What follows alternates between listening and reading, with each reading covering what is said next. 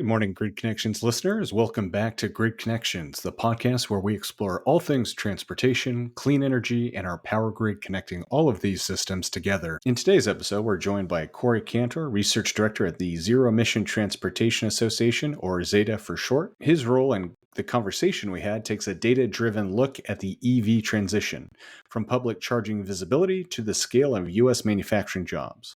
Corey shares what the numbers really say about market growth, consumer confidence, and how battery prices are quietly transforming everything from passenger cars to school buses. We also dig into policies like the 30D Clean Vehicle Credit and the 45X manufacturing tax credits, and why building a domestic supply chain is about more than just cars. It's about economic competitiveness and industrial resilience.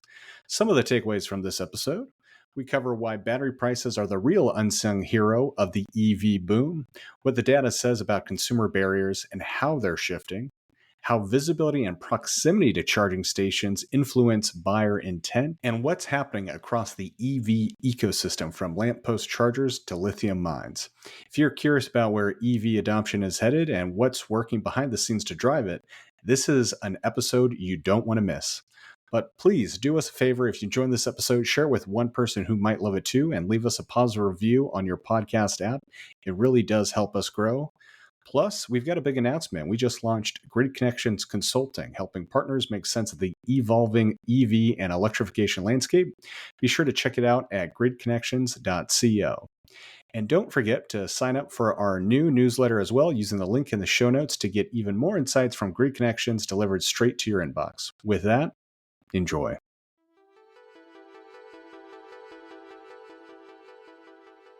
Thank you so much for having me, Chase. Yeah, always really a good time to talk about electric vehicles and kind of nerd out on different aspects of the transition. So appreciate you having me. Our pleasure. And we'll have links to some of the previous episodes we've had with Zeta. But just in case anyone listening today isn't familiar with what your team does, can you just share a little bit of background about the organization and then what you do at Zeta as well? Yeah, so we are a trade association that represents the EV and battery supply chain, advocating for more investment in the U.S. EV and battery supply chain, more jobs across, all the way from critical mineral producers to EV OEMs to battery manufacturers and charging companies. And so Zeta Works is based down in DC, focusing on a lot of the major federal incentive and policy issues down there, and also works hard to make sure that the industry's perspective is heard. And then within the kind of Zeta team, on the research side, I like to think of myself as a support player among many of our functions. So whether it's communications and conversations like we're having here today, we're helping our Great Hill staff work on their kind of federal affairs strategy with more research and data. And policy as well. So a little bit of everything, Chase, trying to mix it up here. Well, I think as the research director, are there, what are the trends that you're seeing that are really kind of maybe standing out to you right now, or maybe things that you don't think are getting enough attention that is really kind of coming out with the data that your team's finding? Yeah, I mean, I think when it comes to EV transition in general, right, there is so much news on a weekly basis or a daily basis that there isn't often enough stepping back to just see how far the industry has come in a fairly short period of time, both kind of globally, but then also in the US perspective. Yeah. I went to graduate school in 2017, and that was the first time global passenger EV sales hit 1 million units. That was, yeah, I guess, 8 years ago now. And the whole global industry doubled in about a 2-year time. So went into grad school, left grad school, and it was, twice as big at 2 million units. Last year, global passenger EV sales hit 17 million units. And again, just magnitudes larger in such a short period of time, reaching about 20% of all new car sales. That's a really positive story. And the US has kind of followed that trend. We saw about 1 million units being broken for the first time back in 2023. And then in 2024, EV sales here in the US grew by about 21%. That's including both battery electric and plug-in hybrid for that data. For fully electric vehicles, up about 15%. But it's this constant kind of improvement. Another metric I think that a lot of people in the industry, and I'm sure your listeners have heard, is electric vehicle share of sales, right? So when I started my previous role, which was at Bloomberg NEF, a research firm, EV share of sale in the US in 2019 was about 2%. And last year we were at 10% in 2024. So that's in about a 5-year period, growing by 5x. It's a positive story. And it's not to say we can't get into some real challenges and uncertainty that the industry is facing.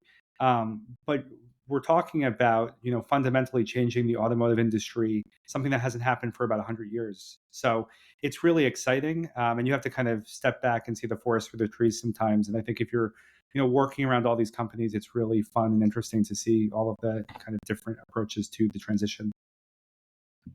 Yeah, I think that's a great call out. I was at the EV Charging Summit and Expo last week, and I think there were maybe some people who were either newer to the industry or kind of like down on just some of the headlines and news out there. But Mhm. when you start talking about like how quickly this transition has happened, I mean, one of the big things I like to always remind people is EVs have been a thing for the last decade, but it's actually only within the last few years that there are electric vehicles that consumers can buy, sometimes out of their price range. But there weren't even electric trucks until just a few years ago. Yeah. So much of the American automotive segment, and now we're not only seeing more of these, but we're finally starting to see even that start to come down in cost. Um, and I think in addition to that, something you hit on that's really uh, just wild to me is not only is the EV market growing, and part of that is now due to more and more of these different vehicle types being available for consumers and businesses Yeah. alike. But it's also the domestic auto market, at least last year for 2024, was actually shrinking and not doing very well. So I think there was a lot of stuff kind of getting conflating with, oh, the automotive market's not doing well. It must be electric vehicles or why. But in reality, it was the actual combustion or electric vehicle, the actual total automotive market was shrinking. And yet, during all of that and some of the headwinds, the actual electric vehicle slice of that pie was still growing at a pretty impressive rate. No, I mean, if you look at this kind of in the US market, we have a good stat that we actually put up on our Zeta website. Just the compound annual growth rate of these kind of alternative drivetrains, so BEVs, PHEVs, and also hybrids, are really impressive over the past decade. I mean, BEVs and PHEVs were both growing by a CAGR, which is always an awkward word to say, but about 42% for both over that kind of 2015 to 2024 period. And then hybrids in the conventional sense were about 19%, which is nothing to slouch at given that they had made up a good portion of sales already. So it is exciting to see. And I think there is a lot of kind of short term uncertainty for the auto market overall. But on the whole, you just see so many more OEMs releasing EV models than even 2 or 3 years ago. And everyone, like you kind of alluded to, is offering different price points or different kind of segments. But that's a landmark shift from 2017, where there was one major Oh, U.S. yeah. automaker and maybe a few kind of models with much more limited range. Yeah, I think that's totally true. I mean, back in 2017, it was the Model 3 was like just now coming out. And otherwise, it was mostly their sedan and like the Nissan Leaf. And within, as crazy it is, 8 years, we now have so many more other sedan options at all sorts of price ranges. We have the entry of electric trucks and a lot of these things I think that really make it a much better proposition for the average American consumer to really go electric. Um, Obviously, the second part of that is once you've got electric, is having that infrastructure there to support it. Yeah. And there was actually some really interesting data that your team shared. And I think it was kind of like as of February 2025, if I'm reading this correctly, there were over 75,000 public charging locations. And what's fascinating too was like, obviously, California has kind of been known as like the EV electric vehicle kind of hub for the past decade. But there's now more EV charging ports than there are gas nozzles. And I'm kind of curious to kind of maybe unpack a little bit more of that and what your team is seeing and understanding around just the rollout of the infrastructure. Yeah, I mean, I think on that point, Chase. So again, I live in New York City and Brooklyn, and a couple of years ago, maybe it was last year, maybe 2 years ago, there was a piece saying that there were more EV charging ports than gas stations on Manhattan. Now, if you're familiar with Manhattan, there aren't a ton of gas stations there, but the overall Right. point is that That's a low I, bar. Yeah. yeah, I think that so much of the kind of early stage of EVs, there's been this thinking of, range anxiety or charging anxiety. This is so much more difficult because it's not like our gas station experience. But when you kind of add all of the different ways that you can charge, from level two chargers that are being built, from fast charging stations that are being built across the country, you begin to see that what is initially kind of a barrier or challenge for EV adoption will eventually, I think, become something really beneficial. My dad and sister both have an EV, and I think once you make the shift to an electric vehicle, you treat it so much more like a phone. And I'm sure many of your listeners feel that way. You're topping off in a different way than you did, uh, you know, for gas when maybe you were only going when you were at 25% of a tank. With EVs, if you're like, oh, it makes sense to charge a little bit. And there's a well-known Department of Energy stat that 80% of charging takes place at home. And so a lot of people have that really positive charging experience. And OEMs, in fact, are encouraging more home charging with, including a home charger in the case of some like Ford or other particular incentives. Now, on the stat that we sent you over around the 75,000 public charging locations and the 221,000, give or take, connectors, that's doubled since 2021. So again, it's moving in the right direction. I think there is still a long way to go. California is a really robust market that has been working on charging infrastructure for 10 years. And new programs federally have kind of helped hone everyone else to kind of focus on charging. But I think DOE even said last year that 1,000 new charging connectors were being added every week in 2024. So progress, right? So I mean, so much of this stuff is we've come such a long way, and there's still quite a bit to go.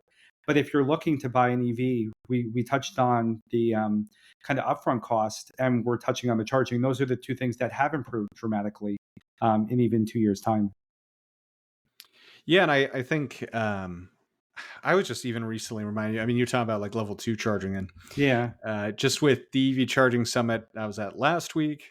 Obviously, DC fast charging has a large role to play in this transition, but I was just even reminded through the conversations I had there. And then a couple months ago, we had a rental and we have two electric vehicles. And at that rental, there was only level one charging. And both my wife and I drive quite a bit. We yeah, easily do 30,000 miles a year. And it was kind of wild to be in this rental where we were both charging our cars on the same thing we charge our toothbrushes on, our electric toothbrushes on.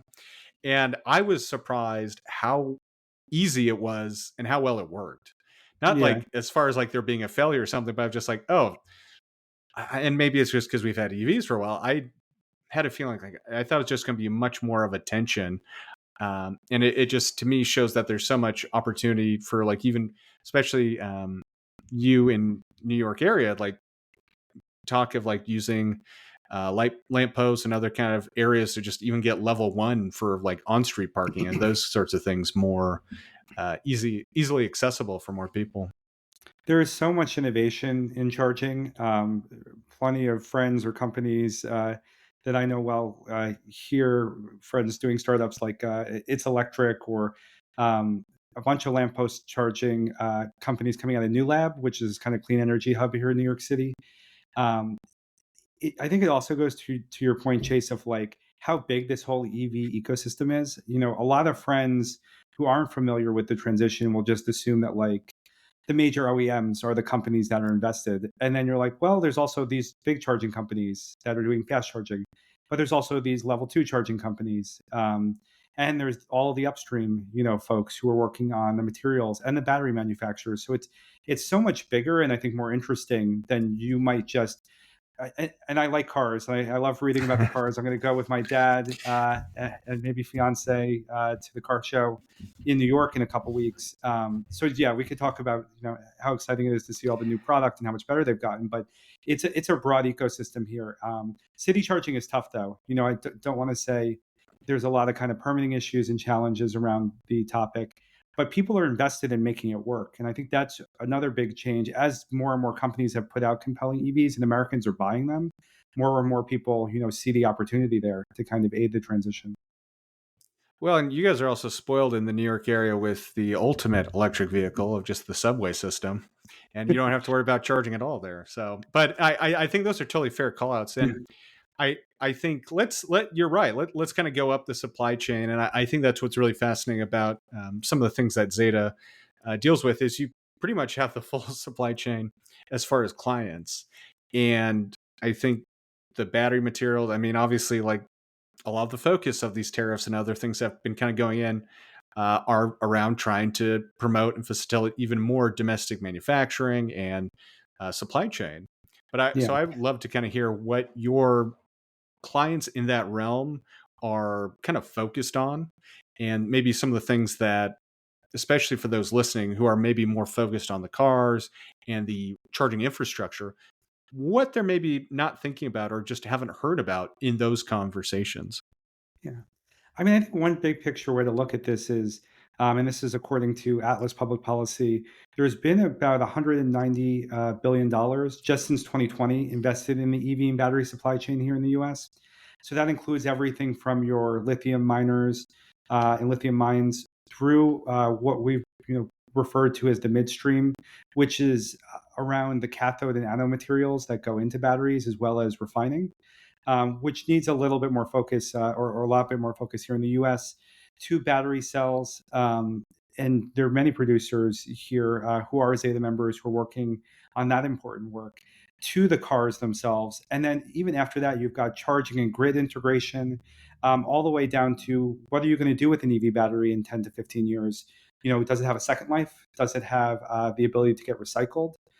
So I kind of listed out a bunch right there. I mean, there's Zeta members at pretty much every single one of those points. And I think, from each of their perspectives, the importance of the industry growth is paramount because having that kind of policy certainty in place, having a kind of robust EV market allows every aspect of the supply chain to flourish. Right? If you know that consumers are going to buy EVs, you can open up new facilities and battery factories to support those electric vehicles. If you know that there are going to be more EVs, then you can build out charging or you can build out battery recycling. And so, just like I'm sure in the automotive industry in general, having that policy certainty is important. And that's why Zeta, has worked hard for advocating for credits like the 30D clean car tax credit and 45X, a lot of that manufacturing. And it's a lot of jobs across the country. And Zeta's been, hard at work kind of bringing awareness to many of these regions that have been seeing kind of a battery boom, whether you're talking about places like Savannah, Georgia, or Reno, Nevada, or many different parts of the country. Yeah, and I'm kind of curious when you're talking about the Yeah. supply chain. I mean, obviously, people think like lithium mining or Hmm. sometimes cobalt and some of these other things. I'm kind of curious, like, is what are you hearing from some of these as like what is needed more? Because obviously, I think for a while there was a big push about like the need for graphite, and maybe that wasn't kind of getting the coverage. Or I mean, you kind of have to go into a pretty uh in-depth conversation with people in the industry to know like that's actually something that was kind of more needed in the battery pack Yeah. side. And I'm kind of curious if you've just heard any shifts, because there have been a lot of talks about more of the manufacturing and mining domestically, especially for like lithium. But Yeah. if there's kind of any advances you've heard in that, or what are still kind of like the pain points for what's needed most from those suppliers. I mean, I'm not going to speak for, I think, any of the individual companies just because, you're welcome to have them on the show and kind of ask their approach. I, I think this idea of when you look at building up a robust market, even in places like Europe or China, it took, it wasn't like a light switch, right? Right. You look at Norway, which is the kind of quintessential EV market example, or even California, it takes time and policy certainty to kind of level that out. So, Zeta has been working hard to point out the benefits of things like 30D's demand pull, or the 45X advanced manufacturing credit on not only battery manufacturing, but around critical minerals. And in both cases, 30D being so stringent around what critical minerals or what battery components you can use. That kind of overall kind of symbiosis I think is important, and having the certainty that if a company is making these investments to uh, have the kind of runway to see that the landscape won't necessarily change too much. Um, Again, every aspect of the supply chain is a little bit different, right? If you're a charging company, you have different needs than if you're, let's say, True. a lithium mine. But each of these folks are a little bit interdependent on the other, right? It's not like um, one part of the supply chain, if it's overly vulnerable, doesn't create a gap. But I think what's so great about the work that Zeta is doing is we really are focused on each of it, and our members are pretty enthusiastic about the transition. I mean, talking about just the kind of paradigm shift from even a couple years ago. You're hearing folks across the kind of political spectrum recognize that the EV transition is now. Um, and I think that's exciting too. And I think that's an important step. So it's not necessarily a policy ask, Chase. Hmm. There are plenty of policy asks I think that all these groups have. But it's really a recognition that everyone has got to kind of work together to kind of build out this EV ecosystem here in the US. Yeah, I think that's a great call. And maybe it would also help to kind of take a step back. I mean, Yeah. obviously, you've kind of alluded to a couple of these, I guess, the 45X, the third, some of Mhm. those policies they're kind of helping implement and make this happen. For those who are listening who may not be familiar, could you share a little bit more detail about what those are specifically, and then maybe some of the positive outcomes and wins we've seen from them? Yeah, I'll give a high level, Yeah, just yeah. because we got a great policy team and a great policy director, and so also a good guest, for future episodes. But 30D is what is typically referred to as the clean car tax credit. That's your $7,500 for consumers who go out and purchase an electric vehicle. In a couple years ago, they made some changes to 30D to tie it much more closely to onshoring or friendshoring with U.S. free trade agreement allies, or being final assembled here in North America to qualify for the credit. So when you've seen automakers move their production of electric vehicles to the U.S., typically it's been so that their vehicle can have access to the 30D tax credit, and the IRS and Treasury have a list of which cars are qualifying, and it has changed a little bit from year to year. Um, there's also additional credits around commercial vehicles that also offer either $7,500 or more if it's a kind of electric truck. And then 45X is a per kilowatt hour kind of subsidy for battery manufacturing, or kind of percentage around critical minerals. So 35 for cell and $10 per kilowatt hour per pack. Has a benefit differently depending on how your joint venture or your company is set up. But each of these policies were devised in a way that could encourage more people to change their suppliers and bring them closer here to the US. And so Zeta has been hard at work, and our and regulatory, our federal affairs team has been working hard to, just show that it's not just about the incentive, but really the incentive is tied to many of these manufacturing facilities that are either built here in the US or about to be built. That kind of demand pull is important, because if you're an OEM, you want to make sure that people are able to afford the cars, and that you're making a worthwhile investment. Thank you. And I think that totally makes sense as far as what we're seeing with that kind of consistency and growth and having those systems in place. I guess to take a little step back to the charging side of stuff, I know Yeah. some of the research you've done. One of the slides you kind of shared with me in advance that was interesting, and I don't think it was terribly surprising, but just kind of having the data around it was around like the perceived barriers to buying an electric car Hmm. and how they've kind of changed over time. And the kind of the three that you cited or showed were kind of like low mileage range, they're too expensive, and then lack of charging stations.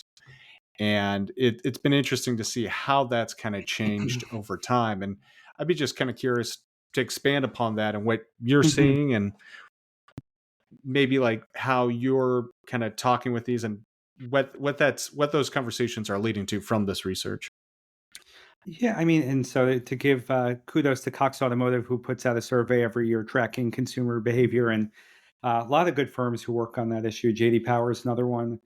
I think it's the way I've always tried to frame this is, if you're addressing the major issues that people have with a product, right, you're going to make them more comfortable with getting it. And so seeing things like low mileage range being less of a concern and kind of falling only highlights that you're seeing more and more electric vehicles go for 250 miles on a charge, 300 miles on a charge, 350 miles on a single charge. And that's a real shift from 5 years ago, but really 10 years ago, that kind of first gen, second gen Nissan Leaf.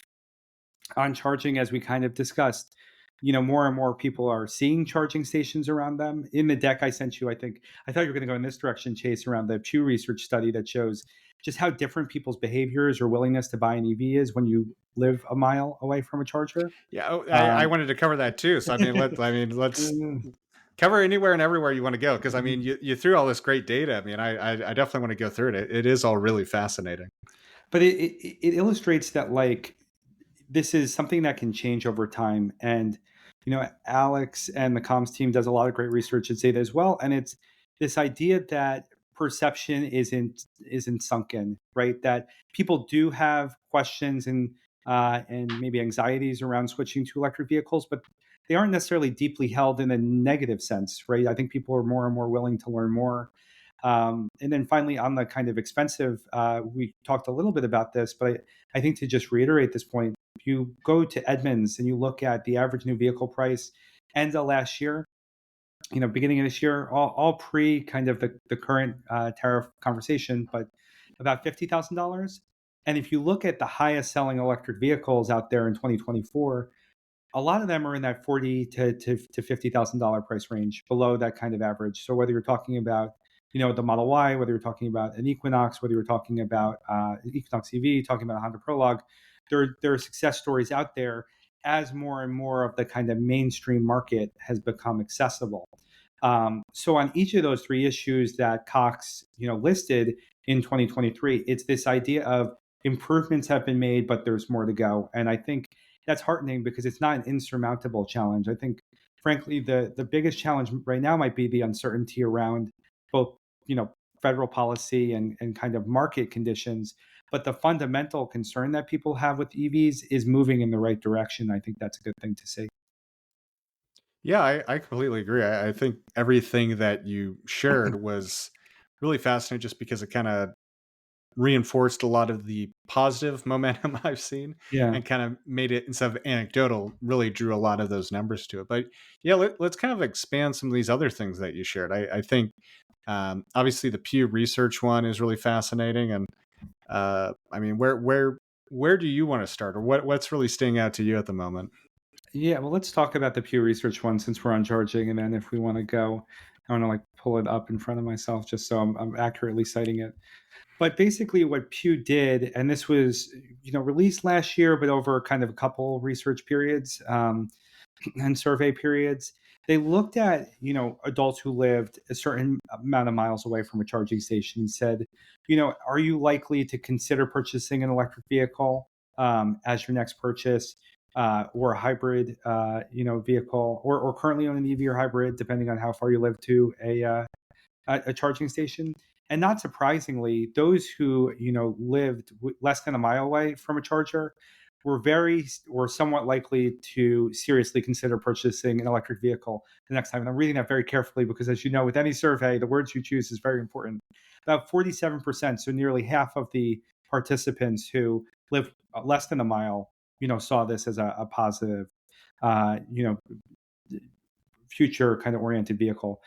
1 to 2 miles, a bit less, about 38% of the respondents. And then if you were more than 2 miles, it was about 27%. So again, that kind of positive relationship with how close you live to a charger. Another question was, how confident are you that the US will build out a charging infrastructure network? And not surprisingly, the closer you live to a charger, the more confident you were. Again, the confidence level wasn't nearly as high for the charging build out as it was for the considering an EV, which means that there's more work to do, I think, in ensuring that consumers are confident. Again, the survey was a couple years ago. I think, like anything, you always want the latest data, but stuff like this probably takes a bit longer than other survey types. Yeah, I think one other interesting thing that I was kind of even reminded again, talking about just the current state of EV charging this past week at the EV Charging Summit, was there's still a lot of work to be done around just the visibility of electric Yeah, vehicle signage. chargers. Yeah, and I'm kind of curious what your team is seeing or kind of heard around that, because I think that's totally true. I think there's a lot more people that are probably a mile or pretty close to EV charging and just probably aren't seeing it visually, so they don't really realize. And I think that's what's so important about this dynamic. When you hear numbers like that about the interest and how that ties to kind of the confidence people have in going electric, that a lot of the time I think there's just a big challenge in that visibility. Yeah, I mean, I don't have a research point to kind of direct you towards. I think signs are always a good thing. And I think also a lot of these EV charging companies are new, right? Outside of maybe a well established brand like a Tesla charging that you've heard of, other ones, may not be a company you're familiar with, or they're just kind of building up more and more chargers. The other thing is, which I'm sure having two EVs is when you own an electric vehicle, the EV itself will direct you towards charging stations, right? So I think a lot of times the signage is more so for those who don't own an EV to be like, oh, this is here and a real thing. You're also seeing more electric vehicle charging stations that are designed maybe similarly to a rest stop or a gas station, and maybe less that are kind of in a mall back parking lot. A lot of interesting articles out over the past year, kind of looking at some of the new companies and their strategy, and everyone is differing a little bit with how they're playing in the fast charging space. But yeah, I agree that there is a psychological element here, and making sure that people understand that there is chargers around them if you don't have an app. And so it's easy. In New York, you see on some of the garages that there's EV chargers, but when it comes to like the fast charging, if I wasn't kind of in the EV space and attending events where you hear about X Hub being built out, I wouldn't really know.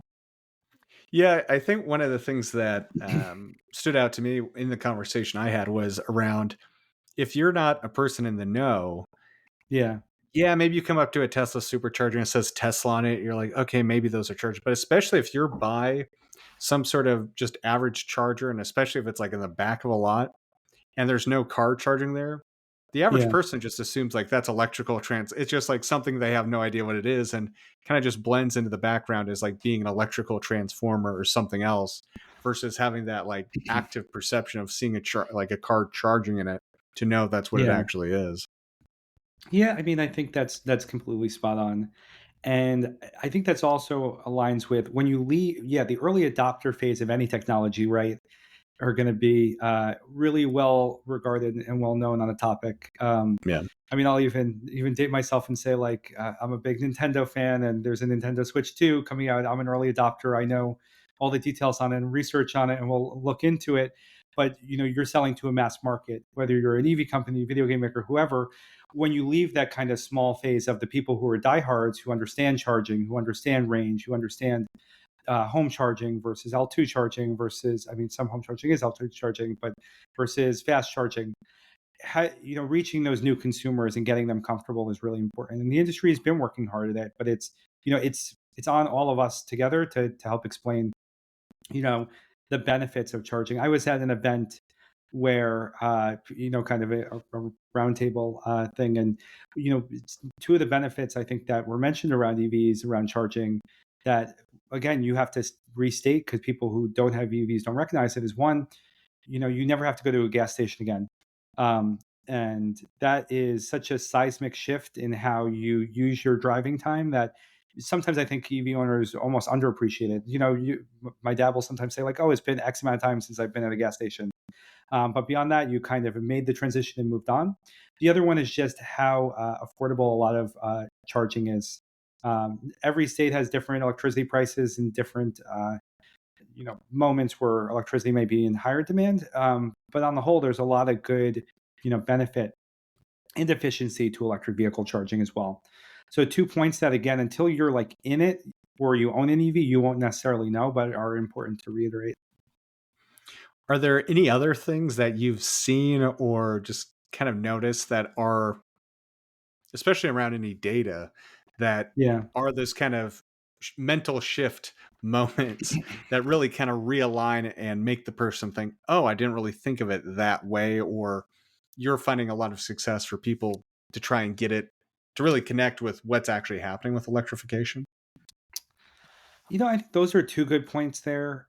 It also depends who your audience is or what type of person you're talking to. I For think sure. just like in other technologies, when you have friends who own the product, I think surveys and data has shown that there's a more positive inclination towards electric vehicles versus like them being kind of a far off futuristic thing if like a friend or a colleague or family member has them. Um, we just this is a little bit of a tangent, but we just put out a poll uh, with a couple of other groups, and I'm even going to pull up the groups here. basically outlining that electric vehicles kind of across the political spectrum are pretty positive in terms of Democrats, Republicans, and independents. And so, you know, more and more people see electric vehicle investment here in the U.S. as a important thing, and so that's another kind of shift on top of just the kind of benefits that you see, of stats that kind of draw people to that space. But again, people might not be thinking about it, even if it's a point that they agree with, top of mind. And the overall top line number here, and the other groups that we were working with was in releasing the poll was Centerline Liberties and the Conservative Energy Network. But really, you saw 85% of voters believing that the federal government should support American companies that are aiming to make affordable and powerful electric vehicles, and 76% of Republicans surveyed felt the same way. So it's more and more people kind of are seeing the benefits of this EV industry. Um, but again, I think continuing the conversation or bringing up the kind of advantages and points is key. Yeah, one of the things you shared with me kind of before this was around like I believe it's 100 over 157 billion in U.S. EV battery and critical mineral supply chain investments, and that's just really since the infrastructure law was passed. And if everything kind of falls through and goes forward, that means you're seeing probably resulting in about 163,000 jobs. Do you see that as being a big part of the reason that there's just becoming such a large kind of cohesion Mhm. um, between like people just being much more open to and for electric vehicles? Because I do feel like there has been a pretty big. I've been surprised by not just the openness to an electric vehicle, because I Mhm. feel like I knew quite a few people across the spectrum politically that had some, they were like kind of open to it, but they're like, that's great, but it's not for me. And now it seems to be like, well, maybe that will be my next car. And I'm curious if there's any other kind of trends around that you're seeing. And it really seems like, in my anecdotal experience, a big piece of that conversation is around kind of the job creation and domestic manufacturing. Yeah, and I mean, you're seeing, Zeta is say this quite a bit. About three or four of electric vehicles sold in the U.S. were made in the U.S. You've seen, many electric vehicles final assembled in North America, which is really important, and overall supporting, anywhere between the kind of 190 to 240,000 jobs, depending on how far back you're going to start your data point. And so it is becoming integrated into the automotive industry in a way that is exciting and interesting to follow, and important for the U.S. and global competitiveness. In a previous life when I was at Bloomberg, did a lot of traveling internationally, and went to places like South Korea or Japan, and they're just as passionate about their automotive base there as Americans are here for seeing companies succeed. And I think there's a pride in it. There's many people's livelihoods depending on it. And every country, for the most part now, is invested in this EV transition, or working to make some type of clean car transition work. I won't say that U.S., South Korea, Japan, China, EU are all exactly the same in their approaches. Obviously, they're at very different places, but the jobs and supply chain here and impact is real. And I think that's what Zeta has been pointing out as it's been going, across the country to show that it's not just about, one vehicle or one company or one subsidy, but really global competitiveness and real, opportunity here in the U.S. In terms of work. Yeah, I mean, that does seem to be a pretty core. I feel like with some of the international or previously like kind of global messaging around it, obviously a big part of it to start was kind of the environment, and there's still definitely a portion of that. But it really just seems like the biggest thing has been just the connection with messaging globally around the jobs and kind of the future proofing of industry. I'm kind of curious if there's anything kind of what you've talked about in your travels, and even some of the slides you shared with me about like anything different from the US's approach versus some of those other countries. Um, and obviously some of that may be cultural and other reasons, but just kind of any interesting trends or things that you've noticed between the US and others abroad around that. I think they kind of draw something in common. And obviously, like if we were going into a more technical discussion, there's been different levers pulled depending on what type of, frankly, economy or country you're in. And, and and don't want to go too far down that road necessarily. But what I will say is that it's this idea of being invested in the EV transition and putting your foot forward and having policy certainty has served a lot of countries really well. Or even if you look at specific state markets in the US, California and Colorado are two that see very high, EV share of sale. And they've had policy certainty and incentives at the state level and programs to address some of the issues we've discussed. In Europe, UK is pretty close to a sister market. They've also had, for a long time, they had purchase incentives. They have, ride hailing or taxi incentives as well. Um, and they have different challenges. I mean, one benefit that we have here in the US that not every country with high EV adoption has is we have the automakers here. Whether you're talking about the legacy OEMs or the kind of newer EV companies, many of which, are Zeta members, that's something exciting to be a part of. There are just some, countries that maybe do it for an environmental reason or a policy goal. But here, just as Germany is another example, uh, it's a competitiveness conversation too, right? Because anytime you're leaving a hole on a global kind of market, someone may step in.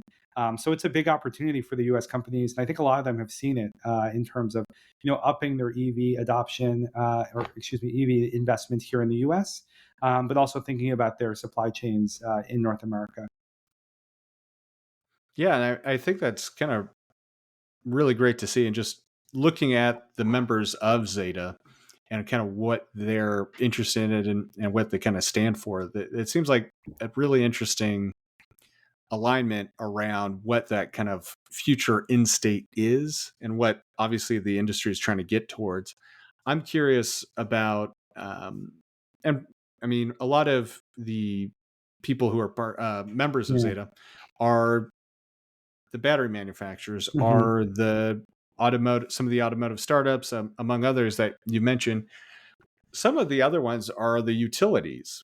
And Yeah. I know a lot of what we've kind of talked about so far has been a little bit more on the automotive and the EV charging side. But I'm kind of curious around any of the data, because that's such a fundamental piece, especially once you start getting into like the large, not just DC fast charging, but even like fleet electrification. Electrification. And I'm just kind of curious around that and what you're hearing and seeing from members in the space.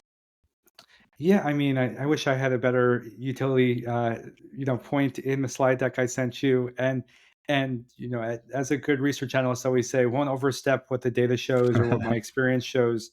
Um, but I think that many of Zeta's members and other utilities continue to make investments in EV charging and how they're approaching electrification in their specific region uh, within states. And that's really important work, or how EVs will in the future interact with the grid. There's excitement and also challenges around that interaction, outside of the data center and AI questions and all the other kind of challenges that utilities will deal with.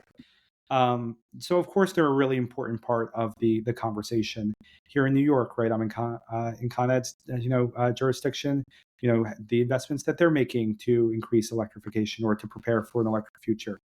Um, so every utility varies and differs where they're at on this journey. Obviously, California utilities, when your EV share of sale is 25%, you have a lot more EVs on the road. It's a different experience than where EVs are just getting started. And so I think really important partners, really important to continue to engage and work with. And it's exciting to have them as a part of the team here at Zeta as well, because they offer a unique perspective. And also, when we were talking about certainty before, right, their utilities have different planning cycles, they have different programs, they have different Yeah.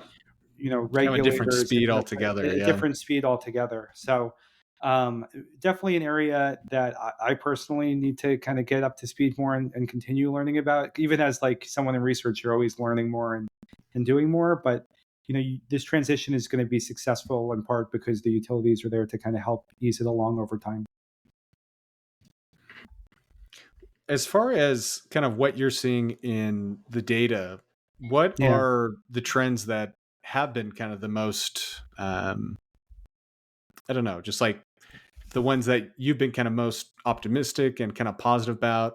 as far as kind of like looking forward with the Ooh, growth of the industry? yeah, this is honestly, it's almost like I'm not saying I gave you this question, Chase, but it's almost a nice tee up to see if one of my former BNEF colleagues listens to this and makes it all the way to, as far as we are in the conversation.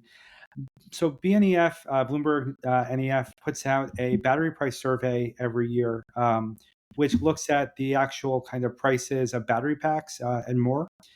And BNEF has been doing this for over a decade and tracks prices back to 2010. So really, a lot of this transition has been pushed forward by the idea that lithium-ion battery prices have fallen, around 90%. I don't have the exact math off the top of my head at this moment, but from that price in 2020, $4, around $1,400 per kilowatt hour, down to $115 per kilowatt hour. And it is such a massive change in how affordable these batteries are that have begun to, impact more of these affordable EVs existing. You know, impact the existence of stationary storage in a major way and can transform both our transportation economy, but also our power sector. And there's no way that you can't look at that chart and then also all the kind of EV sales charts working kind of in tandem as the battery prices have come down, the EV sales have gone up, and not feel good about the future. BNEF continues to kind of forecast battery prices out and continuing to fall into a cheaper and more affordable range, which will be passed on to consumers. So I think between that and seeing used EV sales begin to pick up, there's a lot of reasons to feel good. I think whenever I have conversations like this, Chase, I always try and be, you know, non-Pollyannish, not say Yeah. that, everything will be easy, transitions will take place overnight. One stat I always like to really use is that, like, in the early 1900s, like basically 1910 to 1930, as the internal combustion engine was picking up, there were many different types of fueling used to power gas cars. Kerosene, I think, was one. And so it's not like ICE vehicles, flipped a switch in a year, in Exactly. 5 years, were dominating the world. Companies like Ford at the time made the innovation, like many companies in the EV space are doing today. But it is a transition for a reason, and I think it's an exciting one to be a part of. But just like any transition, there are bumps in the road. I have so many stats I could throw. I don't have it off the top of my head, but there was a good survey in, like, I want to say the early 2000s around cell phone usage. If people will like ever want smartphones Yeah, or yeah. not, and it was like 20% or so people thought it'd be a thing. And then, here we go. We got the iPhones, all in our all over the place. So it's exciting, and I think there's a lot of reasons to feel optimistic, but also, highlights why groups like Zeta are really important, because there are challenges to address and a lot of uncertainty. When I'm having conversations with friends or industry, what they say, what's going to happen with tariffs, what's going to happen with policy X or policy Y, and there's a lot of news developments every day, and so the big picture story has been really good. And there's a lot more work to do, but I think that kind of keeps you positive and keeps you kind of in the moment where, yeah, you might be getting a bunch of news stories in a single day and trying to figure out what the heck is Yeah. going on. Yeah, I think that's actually an excellent call out because you wind the clock only a few years and really just kind of right before COVID. Yeah. One of the biggest things you always heard about electric vehicles is like, well, the batteries are so expensive, it'll never happen. There's no way it'll ever get down to around $100 per kilowatt hour and all these other things. And those are just things that have kind of happened in the past few years and we've kind of taken for granted and forgotten how much pushback there used to be to that part of the conversation altogether. We're And we're approaching that kind of price parity. I always used to say Bloomberg that price parity is in a moment. It's kind of a spectrum, over time, because different segments reach price parity depending on your markets. It could be at $125 per kilowatt hour, $100 per kilowatt hour, some even 90. Haven't looked at the numbers at Bloomberg in a little bit, so won't throw stuff out there. But if you look at most studies now in the U.S., again, putting kind of the short term challenges to the side, we're seeing parity within the next couple of years, and arguably in many vehicles, might be added today. right. And so that is a transformative moment, but it can be lost in a lot of noise sometimes. Yeah, and I mean, I always kind of look back. I mean, the big thing was always that $100 a kilowatt hour mark, or even 150, and it just seems like as we got closer and closer, people would either look for more reasons. Well, actually, it's this, that, and the other. But the more you pulled it apart, the more you realize that that actually number wasn't taking into account so many of the other things that actually make an electric vehicle so much more cost efficient. That sure, maybe Yeah. there's some of these upfront battery costs, but they've continued to fall in. And I think you're totally right about specific industries. Those impacts have been greater than others. And a great one is, as you kind of mentioned, was utility and grid storage power, and how batteries have really taken off in that, because there's so many other issues you run into with when you have to have like a coal peaker plant, that batteries don't have to be dirt cheap, that you're saving already a lot of money. Money. And you're already just starting to see that safety and consistency with a lot of these battery grid tied systems. Yeah, it's And exciting to be around. I always feel good when I'm talking to industry people. I feel like that is a even though people are, I think there's frustrations around all the uncertainty for sure. But I think people believe in the mission and believe in working in these kind of growing fields, and I think it keeps people motivated. for sure. And I think there's just so much. I've always been kind of like a long term person. There's always short term noise and all these things that kind of, if you pay attention just from that, it looks like the world's going to end tomorrow or something. But then and I'm always also a person who doesn't like to look back at stuff. But if you just look back 5 to 10 years, you really do see just how far things have come. And it's all stuff that makes you kind of optimistic to see where all of this is clearly going. And I'm sorry, were you going to say something? No, I mean, it's even that point that I brought up on the US where like alternative drivetrains, meaning BEVs, PHEVs, and hybrids were about 2% of all Right. sales in the US in 2015 and were, over 19% last year. So even in the US, change is coming and change has been occurring, which is exciting to see. Yeah, and I think that's a perfect example of what I kind of meant about looking. There were so many people, especially in the automotive industry, that were like, well, it's only 2%. What will it ever grow to? And in such a short time, it's almost 10x to that. And Yeah. that's where you kind of have to look at not just where it is or what it's been. You have to look at that growth factor to all of it. And one of the other areas I know that I've talked with some of the other members about at Zeta about before Yeah. is the work you're also doing with kind of electric school buses, Yeah. and some of these kind of traditionally non-passenger EV spaces that have really started to stand out. Yeah, I mean, and I think the electric school bus one is always a great example because you're having a public health benefit on top of, Exactly. just another segment on top of, pilots around electric school buses and the grid. Um, and, really important federal programs that have been, uh, in helping establish factories in places like West Virginia and elsewhere. And it's exciting to see the technology grow. I mean, there's about 500,000 school buses in the U.S., which is massive. In my former life, I worked on buses a little bit as well, and it's transit buses are around 70,000. School electric school, school buses 500,000. It's a massive market opportunity with different challenges. In a weird way, I almost think that like passenger EVs is consumer product plus renewable energy kind of spin on it. With electric school buses, it does have more of that kind of fleet process, but that means there's different challenges of like how do you get school districts to be able to afford it and to kind of drivers to learn it in a different way. And I think people are always really excited seeing them, which is a good feeling. I mean, I think people are excited seeing passenger EVs too, but just the kind of visceral reaction to running into an electric school bus or going to an event with them is always really fun. Yeah, and I think it just highlights when people are thinking about this in a way that it's like trying to say these universal truths, or like, oh, this won't work for that.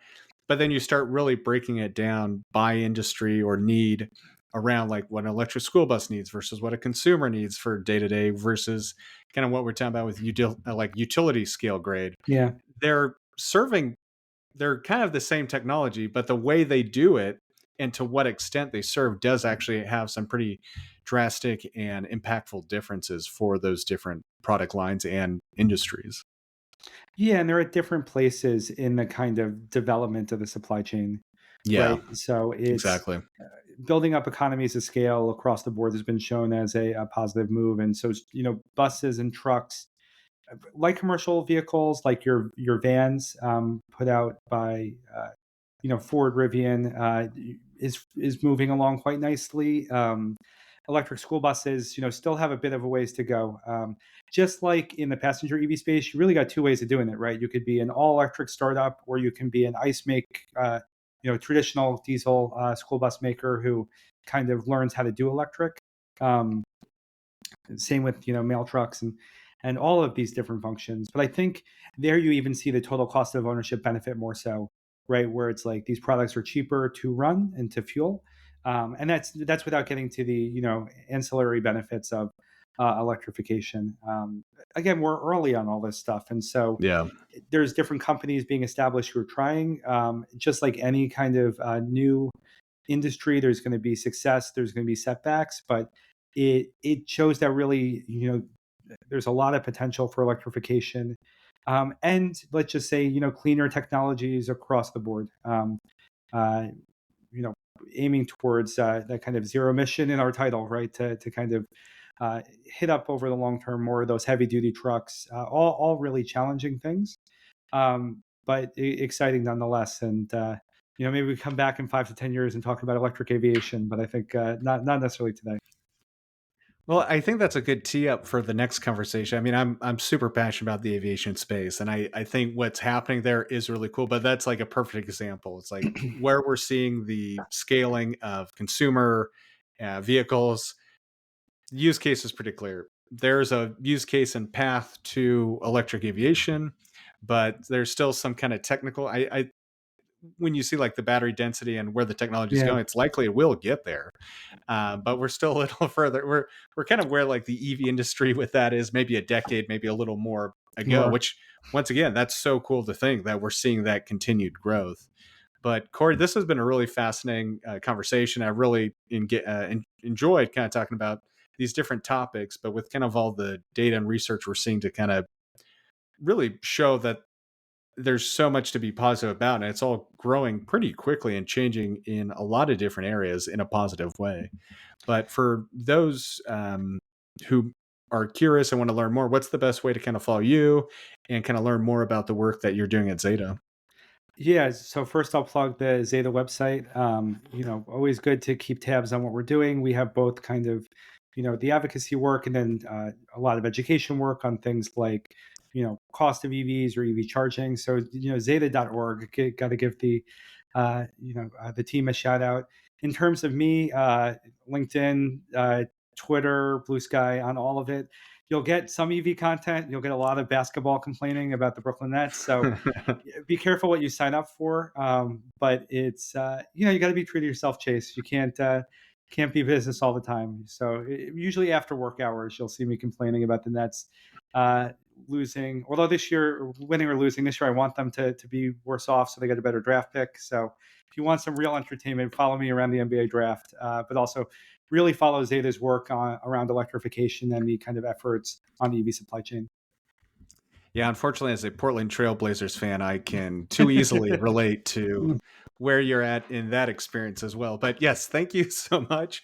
Well, I mean, that could be its own podcast. We got to talk about that sometime too on the situation, the NBA. But this has been really fascinating. Looking forward to having you and other members from the Zeta team back on soon again. It's always really interesting and great to hear what's happening. So thank you so much, Corey. Yeah, thank you so much for your time, Chase. Hope you have a good rest of your day.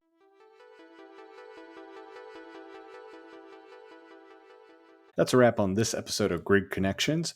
A huge thank you to Corey Cantor from Zeta for joining us and bringing the data, insight, and optimism we need to keep pushing this transition forward.